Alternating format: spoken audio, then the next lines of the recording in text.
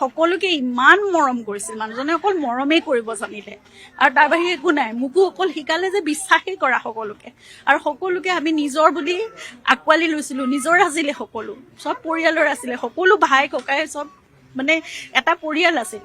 মোক সদায় কৈছিলে তেওঁলোক এক্সটেণ্ডেড ফেমিলি, তেওঁলোকৰ কাৰণে আমি চিন্তা কৰিব লাগিব, তেওঁলোকৰ পৰিয়ালৰ কাৰণে। সদায় সেইটোৱে কৰি থাকিলোঁ।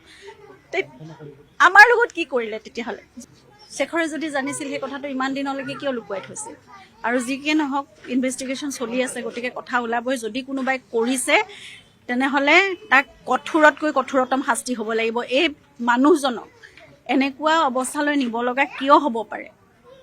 সকলোকে ইমান মৰম কৰিছিল মানুহজনে, অকল মৰমেই কৰিব জানিলে আৰু তাৰ বাহিৰে একো নাই। মোকো অকল শিকালে যে বিশ্বাসেই কৰা সকলোকে, আৰু সকলোকে আমি নিজৰ বুলি আঁকোৱালি লৈছিলোঁ। নিজৰ আছিলে সকলো, চব পৰিয়ালৰ আছিলে, সকলো ভাই ককাই চব মানে এটা পৰিয়াল আছিল।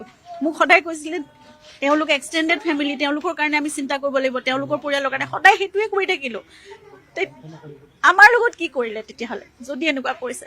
গতিকে কোনোবাই যদি কৰিছে নহয়, কঠোৰতকৈ কঠোৰতম শাস্তি যি হ'ব পাৰে তাৰমানে দিয়ক। মই ইতিমধ্যে উল্লেখ কৰিছোঁ যে ইনভেষ্টিগেশ্যন যিহেতু চলি আছে, মই আইনৰ কথা একোৱেই নাজানো। গতিকে মোৰ লগত ৰাখিলেনো কি হ'ব, বা ৰাজহুৱা কৰিলে কিবা যদি হেম্পাৰ হ'ব পাৰে নহ'ব পাৰে, মই একো কথা নাজানো। গতিকে সেয়া মই তদন্তকাৰী বিষয়াৰ হাততে মই উভতাই পঠাইছোঁ। যদি সেয়া ৰাজহুৱা কৰিব পাৰি তেতিয়াহ'লে হয়তো তেওঁলোকৰ পৰাই হয়তো পাব। আৰু গতিকে মই আইনৰ কোনো কথা মই যি নজনা কথাটো মোৰ জ্ঞান শূন্য মই এই ক্ষেত্ৰত, গতিকে সেয়া মই হাতত ল'ব বিচৰা নাই। গতিকে মোৰো ব্যক্তিগত সম্পত্তি নহয়, এতিয়া তদন্তটো ভালকৈ হ'ব লাগে, তাত কোনো ব্যাঘাত জন্মিব নালাগে। মই ঘূৰাই পঠিয়াইছোঁ তেওঁলোকৰ হাতত।